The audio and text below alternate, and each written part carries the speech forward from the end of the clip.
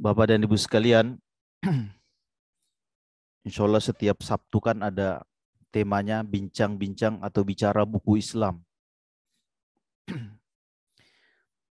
Pada kesempatan subuh hari ini, saya membawakan buku, ini masih dalam berbahasa Arab, judulnya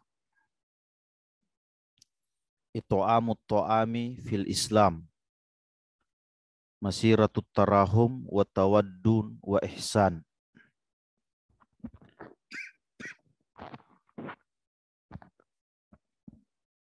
Sebenarnya temanya sederhana, ya, adalah memberi makan dalam pandangan Islam merupakan jalan kasih sayang, cinta dan berbuat ihsan. Ya.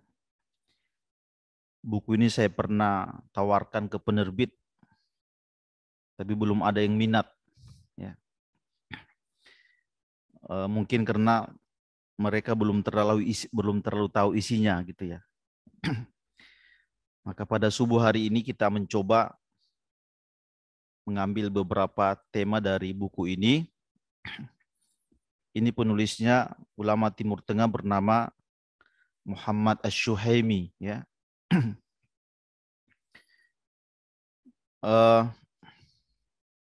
Ada dua pembahasan di buku ini. Yang pertama nanti masalah kebaikan dalam makanan itu sendiri.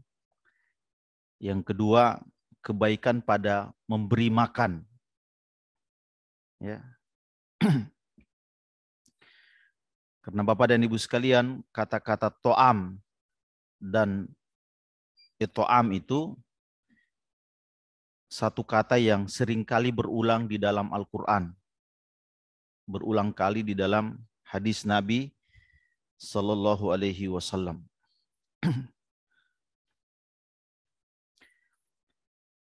Yang pertama tentang kebaikan pada makanan dulu. Kita memulai dari sebuah ayat di dalam Al-Quran. Ya. Allah berfirman, "Falyanzuril insanu ila ta'amihi." Maka hendaklah manusia itu merenungkan, memikirkan makanannya. Ya. Ini satu ayat yang pendek, ya. Mungkin ayat ini biasa saja ketika kita dengar. Tapi ayat ini menjadi penting sekali, apalagi kita sekarang berada di akhir zaman yang seperti ini, di mana makanan atau kuliner itu semakin ramai dan terbuka. Ya. Sebagian orang menyangka yang namanya makanan itu hanya sebatas enak dan kenyang. Ya.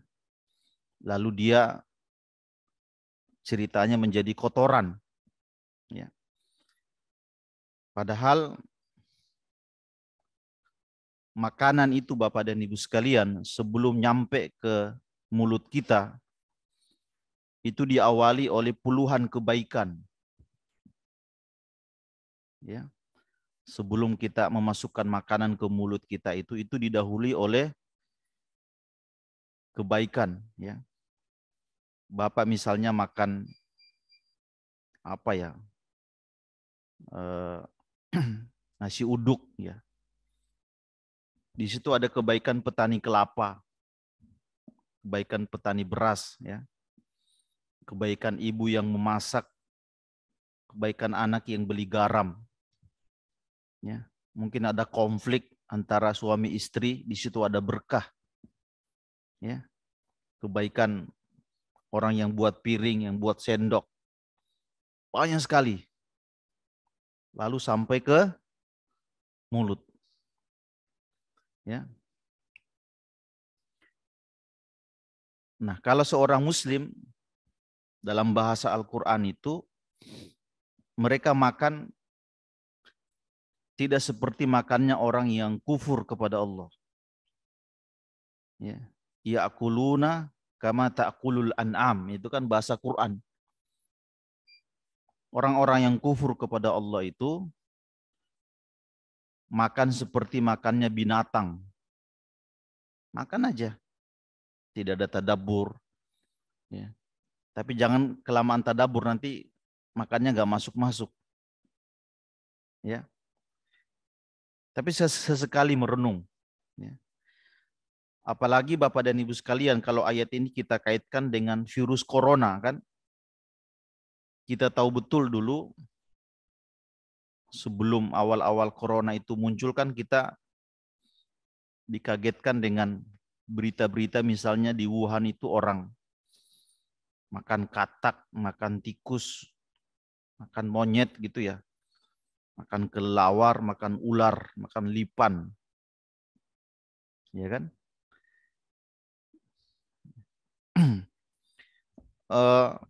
Padahal binatang-binatang ini di dalam Islam itu binatang yang boleh dibunuh, baik di wilayah haram maupun di luar haram. Karena itu, kita sebagai seorang Muslim semestinya harus bangga karena kita punya sikap radikal terhadap makanan. Ya. Seorang Muslim yang melancong ke luar negeri itu kadang-kadang masalahnya dia agak ketat dengan makanan, susah dengan dirinya sendiri untuk hal makanan. Ya. Karena memang sifat itu yang ada pada mereka. Saya pikir-pikir ya, kalau kita ini kadang-kadang lebih banyak mengimpor penyakit daripada kita yang keluarin penyakit. Kayak virus terbaru apa namanya Pak? Omikron ya. Ya kan? Itu kan dikhawatirkan datangnya dari luar. Ya, jadi kita ini umat Islam sebenarnya banyak jadi korban. Nah, karena itu Bapak dan Ibu sekalian, Islam itu dengan makanan itu punya maqasid syariah sendiri, punya kenapa Allah menghalalkan, mengharamkan makanan itu karena punya tujuan maqasidus syariah atau adalah untuk menyelamatkan kesehatan manusia.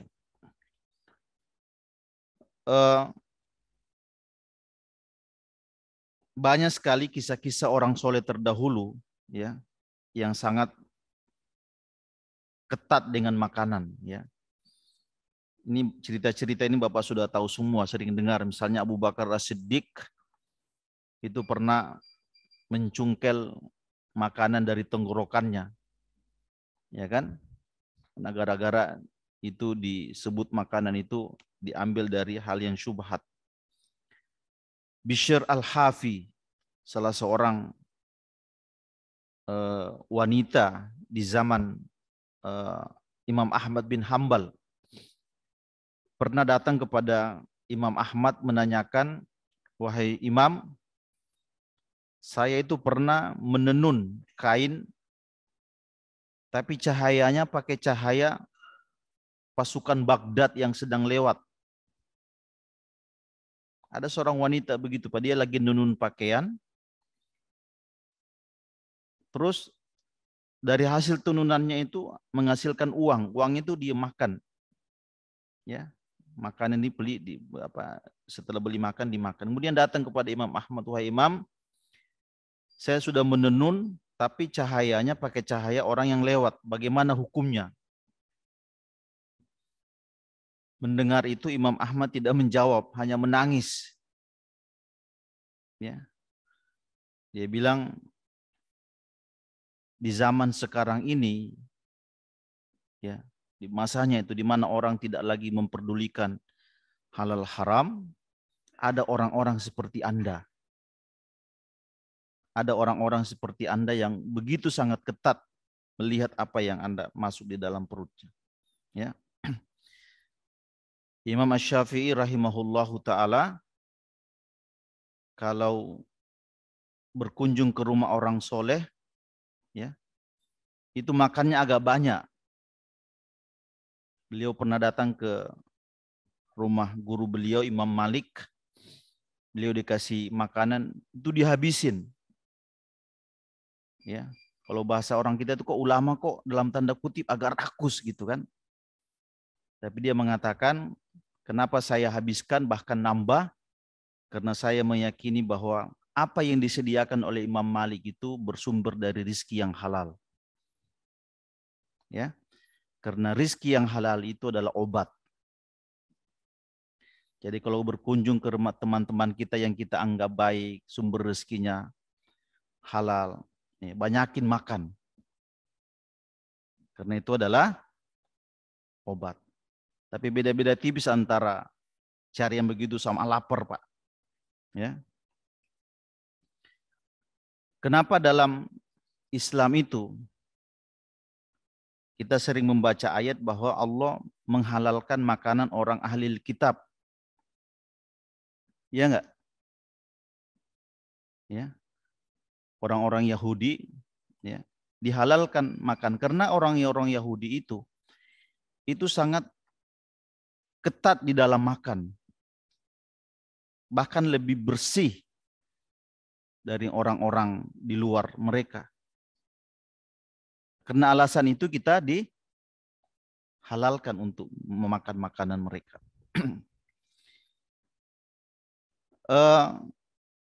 Saya kira masuk ke ayat tadi itu perlu perenungan.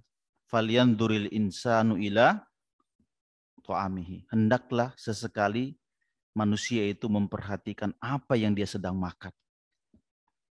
Ya. Nah, itu kebaikan pada makanan. Tema kedua ini masuk kepada buku ini. Ya. It'amut ta'ami fil Islam. Ini kalau kita bahasakan sebenarnya memberi makan, mentraktir, mengajak makan. Bagaimana pandangan Islam ya seperti itu. Nah, Bapak dan Ibu sekalian yang dimuliakan Allah Subhanahu wa taala.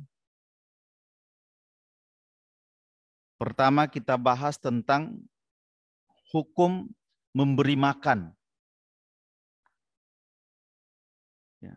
Ini kan jarang kita dengar kan, bagaimana hukumnya kita memberi makan. Para ulama memberikan 3 hukum.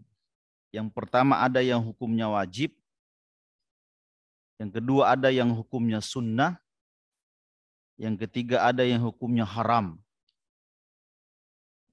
Ya. Yang wajib adalah ketika kita melihat ada orang yang sudah hampir binasa, sudah hampir mati gara-gara tidak makan. Ya. Ada binatang yang kalau tidak makan minum itu mati. Pada saat-saat darurat seperti itu, kita wajib memberi makan. Bukan lagi sunnah, tapi wajib. Kalau tidak memberi makan, hukumnya dosa. Yang kedua, ketika ada seorang yang bernazar. Misalnya dia bernazar kalau ini terjadi, itu terjadi, saya bernazar mau memberi makan. Ya. Nah, ketika itu terjadi dia tidak memberi makan, nah dia berdosa. Karena nazar itu memenuhinya adalah wajib. Itu hukum pertama. Yang kedua, hukumnya sunnah memberi makan. Sunnah itu pada saat-saat seseorang membuat acara, misalnya acara khitanan, acara akikah, walimatul urs, ya, silaturahmi, dan seterusnya, itu sebenarnya menghadirkan makanan itu hanya sebatas disunnahkan. Ya. Walaupun tidak menghadirkan makanan itu nanti ceritanya panjang itu, Pak. Tapi sebenarnya menghadirkan makanan itu dihukumi dengan sunnah. Yang ketiga hukumnya haram. Ya. Kapan seseorang itu dinilai haram memberi makan, yaitu memberi makan kepada orang yang zolim, ya, kepada orang pemaksiat besar. Artinya kalau kita kasih makan ke orang itu, dia tambah zolim, dia punya tenaga untuk melakukan kezoliman. Ya. Makanya dalam hadis disebutkan, usahakan makananmu itu dimakan oleh orang yang soleh, ya, bukan Pak Soleh, tapi orang yang punya apa ya, nilai-nilai kesolehan. Kalau kita memberi makan kepada orang yang rajin sholat misalnya, dengan makanan itu dia bisa kuat untuk sujud, kuat untuk ruku, kuat untuk khusyuk. Ya, kalau kita kasih makanan kepada seorang ayah, ya, dengan makanan itu seorang ayah itu bisa bertenaga mencari rezeki. Ya, dia bisa kasih kehidupan kepada anak-anaknya, dan semua pahala-pahala itu juga mengalir kepada yang memberi makan. Ya. Bapak dan Ibu sekalian yang dimuliakan Allah Subhanahu wa taala, siapa yang harus kita beri makan sesuai perintah Al-Qur'an dan hadis? Ya. Di buku ini disebutkan siapa aja yang sebaiknya diberi makan. Ya. Yang pertama adalah al-fuqara wal masakin. Ya. Saya kira ini udah sering ya. Allah berfirman, faqulu minha wa at'imul ba'isal faqir. Makanlah sebagiannya dan beri makan kepada orang yang susah dan orang yang fakir. Tidak perlu kita perdalam. Yang kedua, kerabat, kaum kerabat. Para ulama mengatakan memberi makan kepada kerabat itu jauh lebih hebat daripada orang lain. Ya. Kerabat itu kan ada hubungan keluarga gitu ya. Karena memberi makan kepada mereka itu ada nilai sedekahnya, ada nilai silaturahminya. Bahkan ada di antara kerabat kita itu kan bersifat umum, ada yang kaya, ada yang miskin. Kalau yang kaya memberi makan kepada yang kaya, itu akan bernilai tahabbub, ya, sedang membangun cinta. Ya. Kemudian yang ketiga adalah al-yatama, anak-anak yatim. Ya. Ini juga sering. Yang keempat adalah it'amul jar, memberi makanan kepada tetangga. Ya. Nabi SAW dalam riwayat Muslim pernah berpesan kepada Abu Zar, ya, ya Aba Dzar, idza tabakhta maraqatan fa'akthir ma'aha wa ta'ahad jiranaka. Wahai Abu Zar, kalau engkau memasak masakan, perbanyak kuahnya dan perhatikan tetanggamu. Ya. Sebenarnya hadis ini tidak bisa dipahami sekedar membanyakkan kuahnya. Para orang-orang soleh terdahulu justru memahaminya terbalik. Perbanyak dagingnya. Ya, perbanyak dagingnya, kuahnya diproporsionalkan. Jangan karena semuanya kuahnya kuah semua, nggak ada isinya. Iya kan? Dulu ada seorang sahabat namanya Al-Muhallab. Ya, pernah berkata begitu. Perbanyak dagingnya. Nah, kuahnya itu dicocok-cocokkan aja. Ya. Nah, tetangga itu Bapak dan Ibu sekalian, ada yang Muslim, ada yang non-Muslim. Ya. Kalau tetangga kita ada yang non-muslim, kita punya makanan, kasih ke mereka. Kalau dia suka.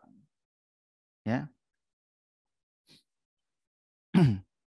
Kemudian siapa yang harus diberi makan adalah tamu. Ya, tamu. Kata Nabi SAW, siapa yang beriman kepada Allah dan hari akhir, maka hendaklah dia memuliakan tamunya. Ya, tamu juga begitu kan? Ya, ada yang miskin, ada yang kaya, ada yang non-muslim. Siapa saja yang menjadi tamu kita, kita harus muliakan. Yang kuat, akhlak yang kuat sebelum Islam itu adalah memuliakan tamu. Dulu saya pernah cerita ya Pak, kalau orang-orang Arab dulu itu, kalau mereka kedatangan tamu, kalau punya satu kambing, kambing satu-satunya itu harus disembeli untuk tamunya. Ya. Kemudian yang berikutnya adalah, ini yang jarang kita ketahui nih Pak, memberi makan kepada teman. Kita ini kalau sudah merasa teman kayaknya udah nggak perlu dikasih makan. Ya. Padahal Allah Subhanahu wa taala berfirman dalam surat An-Nur. Ini kata lafaz teman yang harus diberi makan. Au sadiqukum, memberi makan kepada teman-teman kalian. Ya. Ya. Memberi makan kepada teman-teman kalian. Salah satu kebiasaan Nabi itu, nanti kita akan baca hadisnya, adalah beliau suka mengajak sahabat-sahabatnya hanya untuk makan. Ya. Abdullah bin Busr bercerita, Nabi itu punya panci besar namanya Al-Gharra. Coba bayangkan Pak, panci Nabi itu punya nama, namanya Al-Gharra. Abdullah bin Busr bercerita, setiap waktu menjelang duha, itu Nabi buat bubur kambing. Bubur kambing. Kemudian dikeluarkan ke tanah lapang. Ya. Orang sahabat Nabi dipanggil-panggil tuh, dan orang lewat juga diajak makan. Ada orang Arab berkata, "Ya Rasul, ini acara apa? Ini makan-makan untuk," bahasanya itu mahadihil jilsa. "Ya Rasul, ini dudu-dudu apa ini?" Gitu kan. Nabi tidak menjawab kami sedang makan-makan, tapi Nabi menjawab dengan sabda yang bersifat umum. Nabi berkata, Allah menjadikan saya orang mulia dan tidak menjadikan saya orang pembangkang. Jadi kebiasaan Nabi itu mengajak ya untuk makan.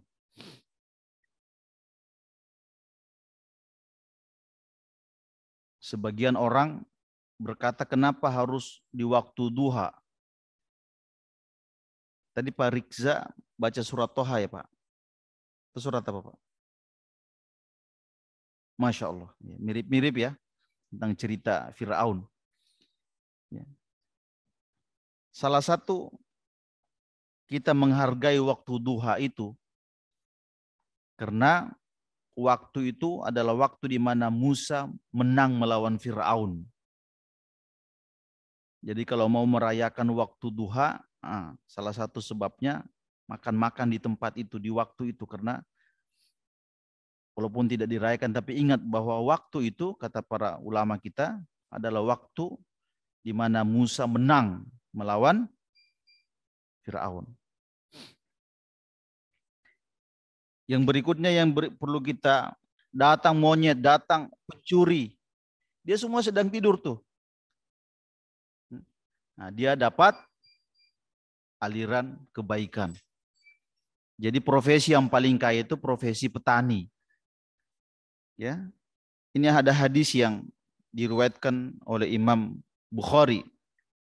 Nabi berkata, tidaklah seorang muslim menanam sebuah tanaman, au yazra'u zar'an, atau menanam sebuah tumbuhan, fayakulu minhu thair, lalu apa yang dia tanam itu dimakan seekor burung, au insan, atau manusia,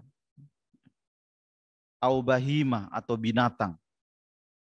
Perhatikan, illa kana lahu bihi shadaqatun, kecuali itu semua akan menjadi sedekah baginya. Ya, saya itu Pak di Sulawesi itu ada sebuah pulau. Di situ ada pohon mangga. Yang punya pohon mangga itu sudah ratusan tahun meninggal. Tapi orang yang berwisata ke tempat itu kalau mangga itu berbuah mereka makan. Penanamnya itu sudah mati ratusan tahun yang lalu. Nah, kira-kira kalau kita ambil hadis ini, kita pasang ke situ, orang itu akan selalu mendapatkan kekayaan. Ya. Tapi kita di Jakarta bingung menanam apa, di Jakarta nggak ada tanah. Ya. Tapi kita, orang-orang tua dulu itu walaupun mereka biasa-biasa aja, tapi mereka punya hal-hal yang seperti ini. Ya.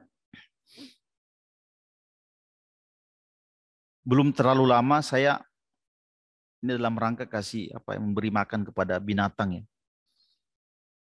Saya lewat di pasar Genjing itu Pak. Di daerah sini nih, Pramuka nih. Ya kan? Saya melihat ada seorang laki-laki gondrong Pak. Gondrong, rambutnya gini. Ya. Dia bawa tas besar. Ternyata setiap pagi saya cek itu, ya, dia keliling-keliling ke tempat di mana kucing-kucing ngumpul. Salah satunya di pasar. Dia keluarin dari tasnya itu makanan ikan, dia kasih semua. Saya lihat aja dari jauh. Ya. Luar biasa ini Bapak ini. Kalau dia punya niat yang besar, dia akan dapat pahala besar.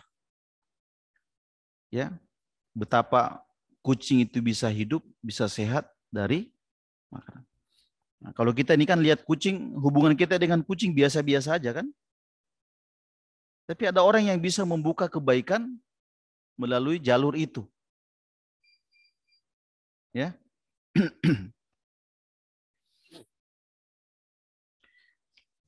Nah, Bapak dan Ibu sekalian yang dimuliakan Allah Subhanahu wa taala.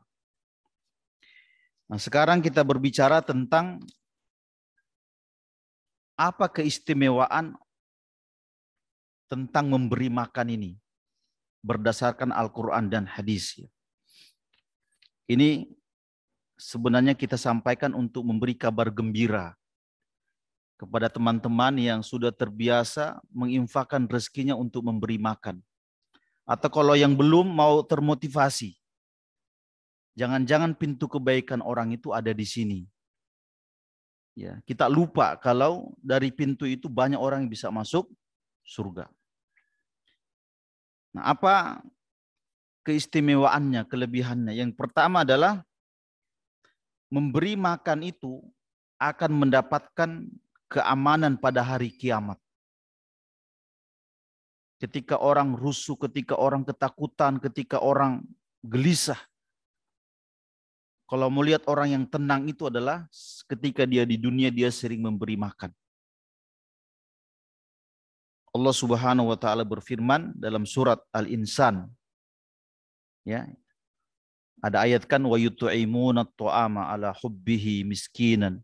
Mereka memberi makan kepada orang yang mereka cintai, kepada miskin, kepada yatim, kepada tawanan.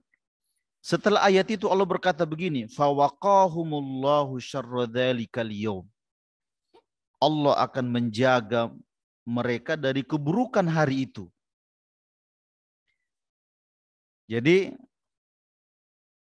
itu kelebihan pertama, Pak. Allah akan membuat stabil orang itu pada hari huru-hara, hari kiamat. Itu yang pertama. Yang kedua, Orang yang sering memberi makan, mentraktir dengan ikhlas dan seterusnya. Itu dia disebut dalam Al-Quran melewati jalan menanjak. Jalan menanjak itu susah. Allah berfirman, "Wa ma adraka mal aqabah." Tahukah kalian apa yang disebut dengan kesusahan itu? Amal yang susah kita kerjakan, jalan menanjak. Salah satunya adalah it'amun fi yaumin dzi masghabatin. Adalah memberi makan pada hari-hari orang kesulitan. Ya. Nah, itu kan kemuliaan, Pak. Ya. Ya. Kita singkat-singkat. Yang ketiga, kemuliaan orang yang beri makan itu adalah seperti menghidupkan banyak nyawa. Kalau orang yang membunuh nyawa itu disebut membunuh satu nyawa, disebut membunuh seluruh jiwa. Tapi jangan lupa, orang yang menghidupkan satu nyawa disebut menghidupkan ribuan nyawa. Ada seorang janin, seorang bayi yang kita hidupkan dengan makanan yang kita kasih. Nanti si janin ini dewasa melahirkan anak. Gara-gara kita kasih makan, dia bisa hidup, cari rezeki, turunannya banyak. Nah, itu sama dengan kita menghidupkan banyak jiwa. Ya.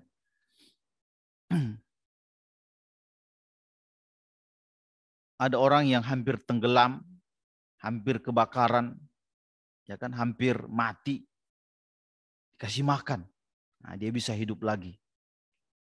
Dia bisa ibadah lagi. Dia bisa nyari rezeki lagi. Nah, itu sama dengan menghidupkan banyak nyawa. Kemudian yang berikutnya adalah memberi makan ini adalah pintu masuk surga. Ini enggak ngarang nih Pak ya. Ada sebuah hadis. Saya kira terkenal hadis ini.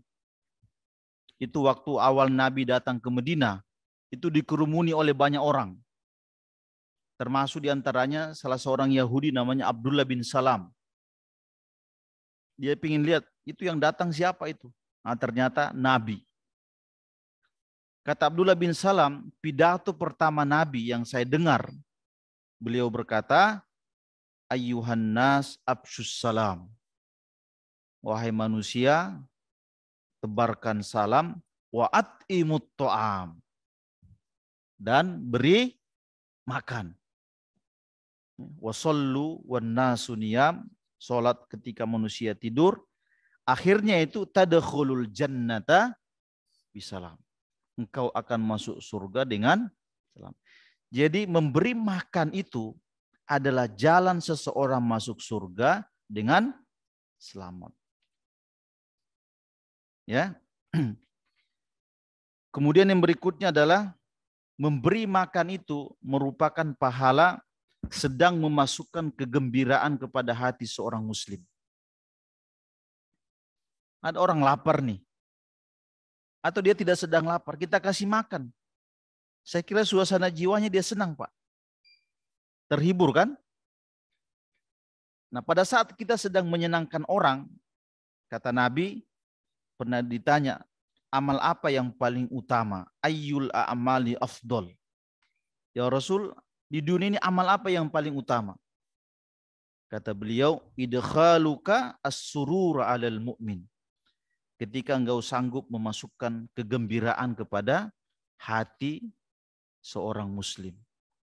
Jadi dia sedih, dia banyak masalah, dia banyak ini, lagi stres, macam-macam, banyak keluarga.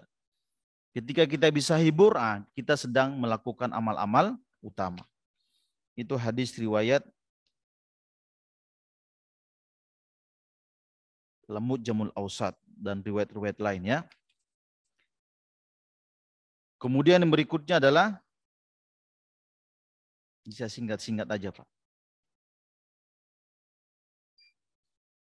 Orang yang beri makan itu Allah tidak akan menghinakan dia selamanya.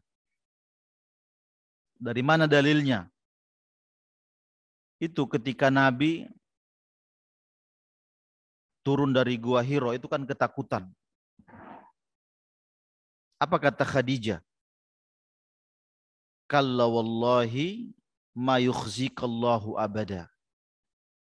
Wahai Muhammad, demi Allah, Allah tidak akan pernah menghinakan kau selamanya. Kenapa sebabnya, Pak? Salah satu isinya itu adalah wa tahmilul qalba wa taksibul ma'dum wa tukri ad-dhaif. Karena engkau bisa memberi kepada orang yang tidak punya dan memberi makan.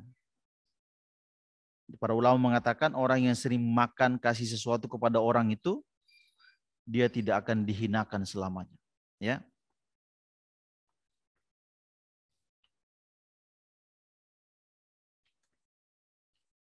Nah, ini ada pembahasan terakhir tentang saya tidak baca semua, Pak, ya, tapi ini pembahasan untuk bab terakhir. Bahwa memberi makan itu min sunanil mursalin. Kebiasaan para nabi. Memberi makan itu merupakan kebiasaan para nabi. Yang pertama, Nabi Ibrahim. Ya. Dalam riwayat yang sahih, Nabi Ibrahim itu punya gelar selain dengan Khalilur Rahman, Khalilullah. Dia adalah Abu Dhaifan, bapaknya para penjamu tamu. Ya. Jadi kalau mau belajar menerima tamu itu belajar dari Nabi Ibrahim.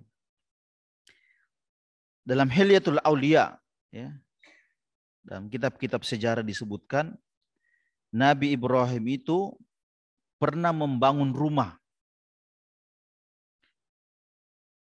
Rumah itu dibangun, ya, punya 4 tempat masuk yang tidak ada pintunya. Jadi bangun rumah itu punya 4 tempat masuk atau pintu tapi tidak ada rumahnya. Kenapa tidak ada rumahnya, Pak? Alasannya supaya orang masuk ke rumahnya itu tidak berdesak-desakan. Supaya gampang masuk makan. Yang kedua, supaya pilihan-pilihan orang untuk masuk itu enak. Kalau kita masuk ke rumah orang, pintunya mana nih? Yang satu dikunci. Ya kan? Nah, itu Nabi Ibrahim itu. Nah, itu sekarang kita lihat rumah-rumah di perumahan itu ada yang memilih seperti ini yang tidak ada pagarnya, Pak, ya kan? Itu sebenarnya kan ramah dengan orang luar sebenarnya. Tapi Nabi Ibrahim itu sudah punya hal yang seperti itu. Bahkan kalau kita baca surat Adz-Dzariyat, ya, Nabi Ibrahim itu pernah didatangi oleh malaikat, ya kan? Kedatangan malaikat itu tujuannya 2. Yang pertama beri kabar gembira kepada Nabi Ibrahim akan kelahiran Ishak. Itu 1. Yang kedua dia mampir ke situ ke rumah Ibrahim akan melanjutkan perjalanan azab kaum Lut. Jadi Nabi Lut dengan Nabi Ibrahim itu satu masa. Nah, ketika dia mampir itu Allah menceritakan hal ataka hadithu dhaifi Ibrahim.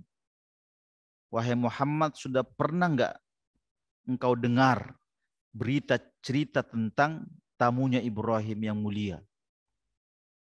Idakhalu alaihi, ketika para tamu ini masuk ke Ibrahim, mereka mengucapkan salam. Ibrahim menjawab, salamun qaumun munkarun. Keselamatan atas kaum yang saya tidak kenal. Nah, perhatikan, kaum yang saya tidak, itu malaikat itu, Pak. Tidak banyak basa-basi. Kayak kita nih, kita ajak lama-lama ngobrol, tahu-tahu akhirnya nggak ada yang keluar. Lupa, ya kan? Nah, ini nih, salamun qaumun munkarun. Apa yang dilakukan oleh Ibrahim? Faraga ila ahlihi. Dia pergi ke belakang rumahnya tuh. Cari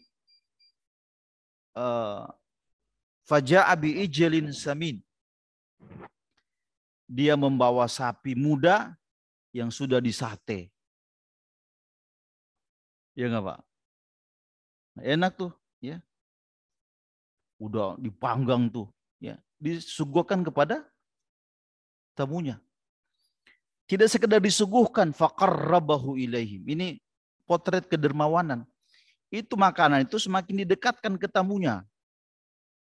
Artinya ada basa-basi dimakan, terus dipaksa makan.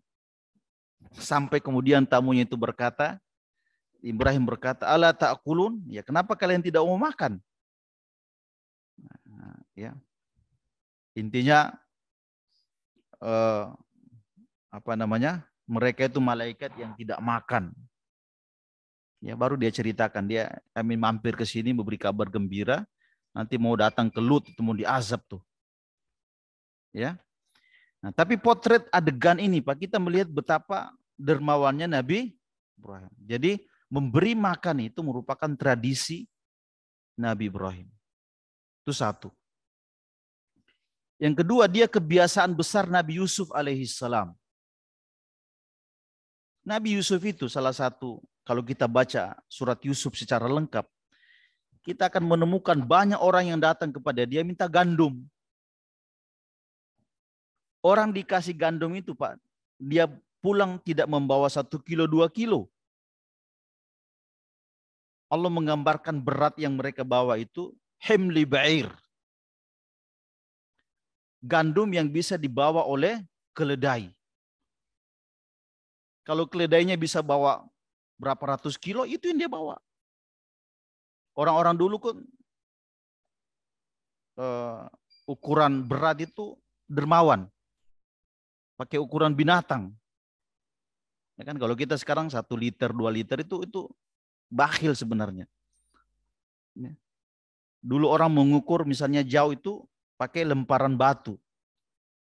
Dari mana, sejauh mana engkau dengan masjid? Dia bilang selemparan batu. Ya kan? Selemparan batu, kalau yang lempar Pak itu kan bisa jauh itu. Tapi begitu mereka membahasakan ukuran.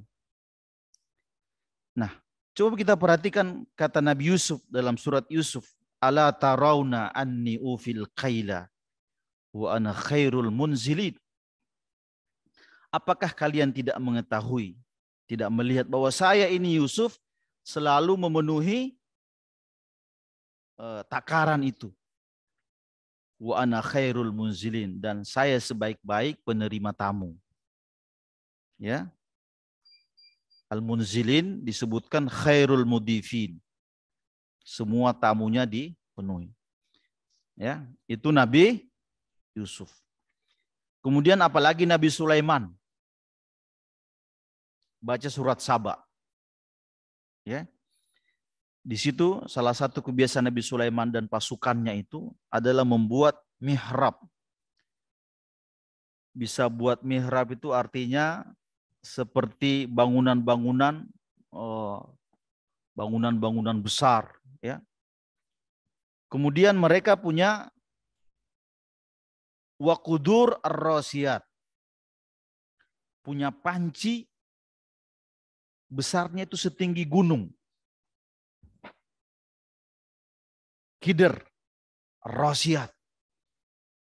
Ya wajar kalau Nabi Sulaiman punya panci setinggi gunung. Bagaimana aduknya tuh Pak?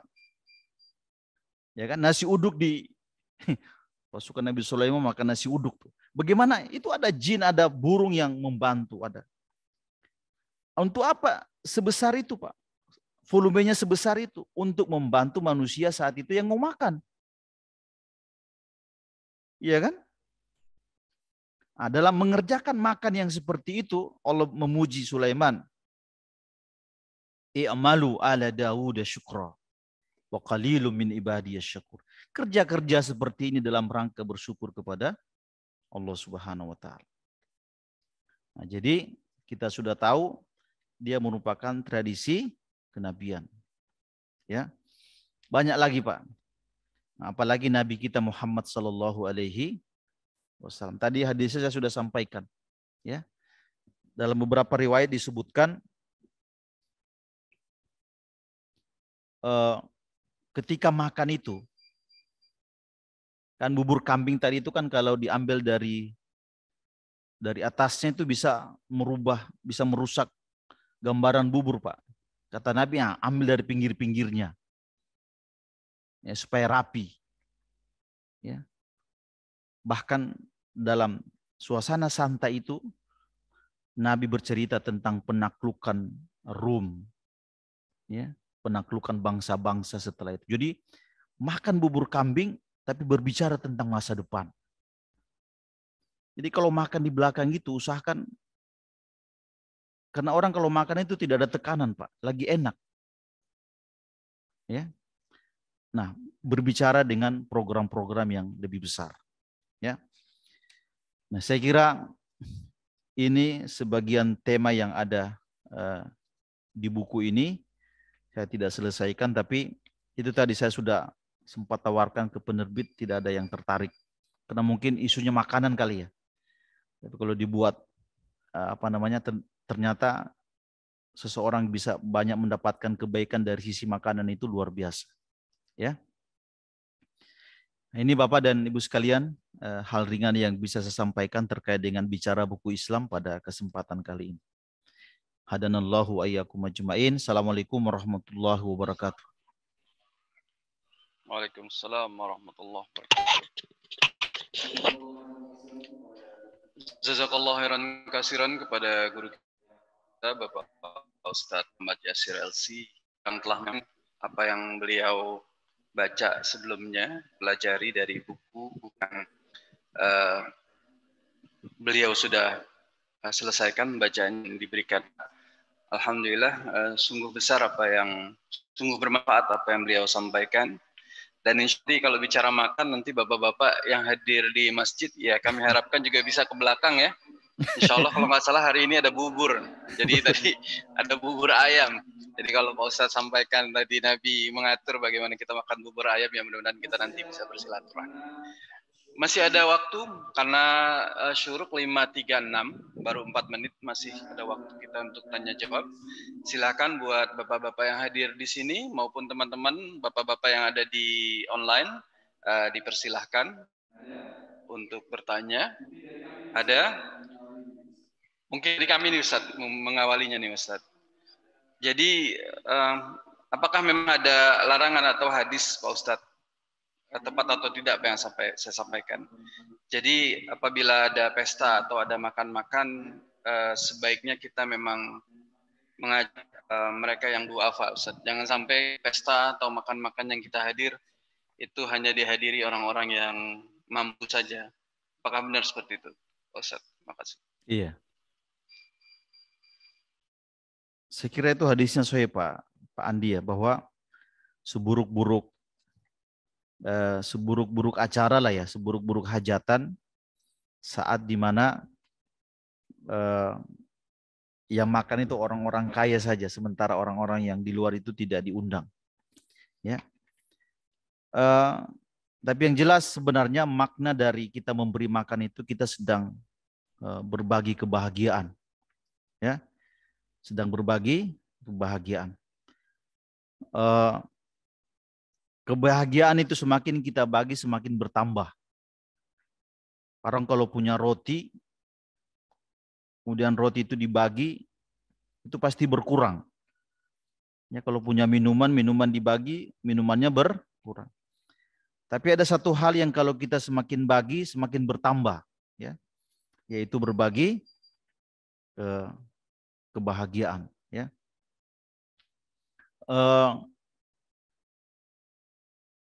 Saya pernah ingat ucapan salah seorang filosof, ya, saya lupa. Dia bilang, musik yang paling buruk itu adalah apabila sendok-sendok itu hanya dipegang oleh orang-orang kaya. Ya, makannya pun suara dentuman suara bunyi piring itu juga dilakukan oleh orang-orang fuqara. Sementara tidak ada orang-orang yang hanya dilakukan oleh orang-orang tertentu. Sementara orang-orang fakir tidak diajak, ya. Walaupun memang penjelasannya juga ada, Pak, ya. Kita harus memahami hadis itu dengan proporsional, ya. Ada kadang-kadang di dalam beberapa hadis misalnya Nabi itu pernah menikah dengan Zainab, ya. Dalam tafsir Imam Ibnu Katsir disebutkan itu Nabi itu menyuruh Anas ibnu Malik untuk mengajak para sahabat, termasuk penduduk Madinah. Tapi tidak disebutkan di situ ada orang fakir, orang miskin. Hanya diajak saja. Ya mungkin di Madinah saat itu jarang orang fakir, ya. Jarang orang miskin, kan. Maksudnya ada hal-hal tertentu yang kita juga paling mengerti. Ini acara mau dibuat seperti apa. Ya. Nah, saya kira begitu, Pak.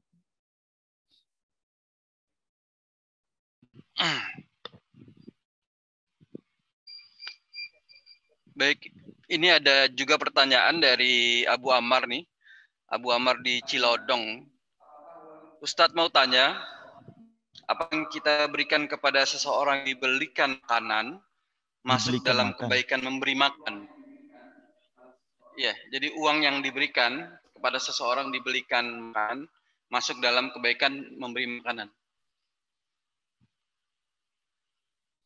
Ya, saya kira itu hanya proses aja, Pak, ya, hanya caranya saja, tapi intinya dia sedang memberi makan, ya. Yang diperhitungkan kan masalah tenaga yang dikeluarkan, dana yang dikeluarkan, pikiran yang dikeluarkan, itu menjadi bagian dari proses memberi makan kepada seseorang. Ada orang nih yang kaya nih, dia punya uang, dia nggak pernah terlihat terjun langsung ngasih ke orang fakir, tapi dananya mengalir terus, ya. Nah, makanya dalam Al-Quran itu kita menemukan ada dua tipikal orang yang memberi makan, ya kan? Pertama memberi makan langsung, yang kedua wala yahuddu ala ta'amil miskin, orang yang menggerakkan. Orang yang menggerakkan, ya. Kenapa di masa Nabi orang yang tidak mau memberi makan ini disebut sebagai pendusta agama? Ra'aital ladzi yukadzibu biddin fadzalikal ladzi wala yahuddu ala ta'amil. Intinya karena mereka berpikir begini, Pak. Kita ini sudah capek nyari duit, bertani. Tiba-tiba kita kasih makan ke orang. Itu kan capek. Nah, din itu adalah hari pembalasan. Mereka tidak percayakan adanya bahwa Allah itu bisa membalas kebaikan. Mereka disebut sebagai pendusta hari pembalasan. Ya. Sebaliknya orang yang mau berbuat begitu disebut wasaddaqa bil husna. Orang yang sedang membenarkan kebaikan. Karena makanan yang kita kasih itu mungkin habis selesai, kan? Tapi ada kebaikan yang tidak terlihat setelah itu. Wasaddaqa bil husna, pada waktu yang bersamaan orang yang tidak memberi disebut mendustakan hari pembalasan, hari pemenuhan balasan.